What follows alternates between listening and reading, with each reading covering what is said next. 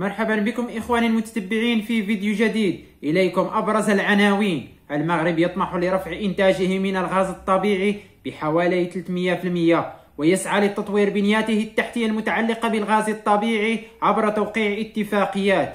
وزير الخارجية الإسباني يؤكد متانة العلاقات الثنائية بين المغرب وإسبانيا، وينفي الأخبار المتداولة حول تملص المغرب من الاتفاقيات الموقعة عقب الاجتماع الرفيع المستوى الذي جمع حكومتي البلدين.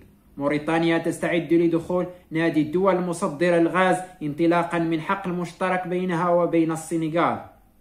تحدث تقرير إسرائيلي على أن الدول العربية استحوذت على حصة الأسد من صادرات إسرائيل من السلاح، والمغرب ضمن هذه الدول. وتحدث هذا التقرير عن آفاق التعاون الأمني والعسكري بين المغرب وإسرائيل. هنشوف معاكم أهم التفاصيل، ولكن رجاء دعمكم لنا ضروري لنواصل تقديم الجديد. إن أعجبكم الفيديو دونوا آراءكم واضغطوا على لايك وفعلوا زر الجرس لتتوصلوا بالجديد فضلا وليس أمرا، ويلا معنا على بركة الله. قالت وزيرة الانتقال الطاقي والتنمية المستدامة المغربية ليلى بن علي على أن المغرب يهدف إلى رفع إنتاجه من الغاز الطبيعي بنحو 300%، أي 400 مليون متر مكعب سنويا في الأعوام القادمة عوض 100 مليون متر حاليا. وأشارت الوزيرة على أن هناك العديد من الاكتشافات تخضع للتطوير في منطقتي تندرارة والعرائش بقدرة إنتاجية تناهز 300 مليون متر مكعب على الأقل. بمقدور هذه الاكتشافات أن تغطي حاجيات المملكة المغربية لإنتاج الطاقة الكهربائية لمدة 20 عاما. فقد توافدت على المغرب العديد من الشركات البريطانية كشركة ساند إنيرجي التي تعمل على التنقيب عن الغاز في حقل تندرارة، وتأمل هذه الشركة أن تبدأ في الإنتاج بحلول نهاية 2023. وتتوفر هذه الشركة على عقد لإنتاج يخول لها إنتاج حوالي 100 مليون متر مكعب سنويا. وتطمح الشركة أن يستمر الإنتاج في هذا الحقل إلى غاية 2067. وتشير التوقعات على أن الإنتاج في هذا الحقل سيصل ذروته في عام 2026 بمقدار 151 برميلا يوميا من النفط الخام و50 مليون قدم مكعب من الغاز الطبيعي. شركة بريطانية أخرى تدعى شاريوت تعمل عن التنقيب عن الغاز في سواحل العرائش بحقل أنشوا. ذكرت هذه الشركة على أن كميات الغاز القابلة للاستخراج من هذا الحقل تبلغ حوالي 1.4 تريليون قدم مكعب.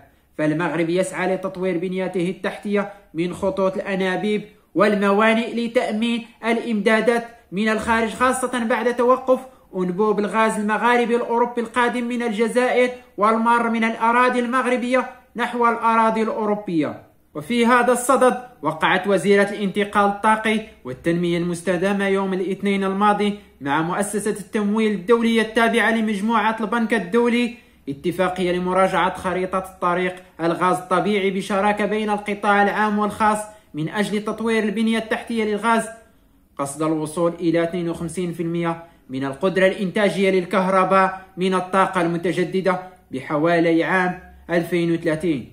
وفي موضوع آخر، في حديثه عن العلاقات الثنائية بين المملكة المغربية وإسبانيا، أكد وزير الخارجية الإسباني خوسيه مانويل ألباريس أمس الثلاثاء على أن خارطة الطريق التي تم الاتفاق عليها بين الحكومة الإسبانية والمغربية خلال الاجتماع الرفيع المستوى الذي جمع حكومتي البلدين بالعاصمة الرباط يوم 1 و2 فبراير الماضي. وجاء هذا التصريح بعد تداول مجموعة من وسائل الإعلام الإسبانية على أن الرباط لم تلتزم بمخرجات هذا الاتفاق، خاصة فيما يتعلق بفتح المعابر الجمركية لكل من سبتة ومليليا، بل أشاد بالشراكة التي تجمع بلده بالمملكة المغربية، وأكد على أن ملف فتح المعابر الجمركية ما زال في المفاوضات.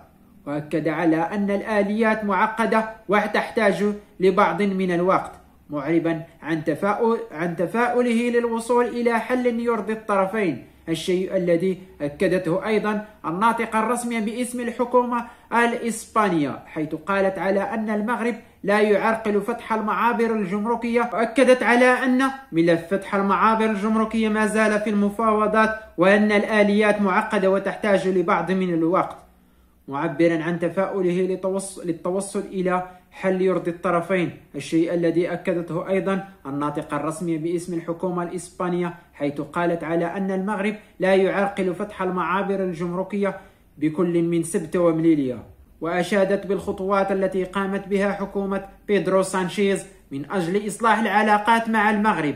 فقد قامت الحكومتين المغربية والإسبانية بتجريب عمليات نقل البضائع بين هذين المعبرين خلال الأسابيع الماضية، موريتانيا تستعد لدخول مصاف الدول المصدرة للغاز المسال، حيث اكتملت قاعدة التصدير بحقل أحميم توري الغازي، هذا الحقل المشترك بين كل من موريتانيا والسنغال، وهو الحلم الذي انتظره الشعب السنغالي والموريتاني بفارغ الصبر من أجل إخراجهم من براطين الفقر والتهميش.